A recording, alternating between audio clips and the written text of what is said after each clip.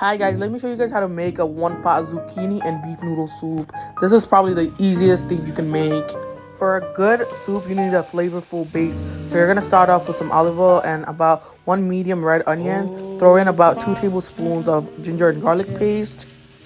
Add in about 2 teaspoons of salt, and then I chopped up 3 zucchinis and I added that. Then I added in about 3 tablespoons of tomato paste, and then all these seasonings I'm gonna list above. Add in a cup of water so all the seasonings can mix together and marry, and then you're gonna add in about 4 cubes chicken bouillon cubes.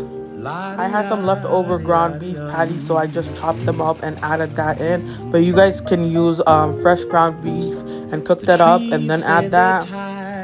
Go ahead and add in half a packet of egg noodles and then give that a good mix, and then you're gonna add in about 6 cups of water. Once the noodles cook, you might need to add more water, so keep that in mind.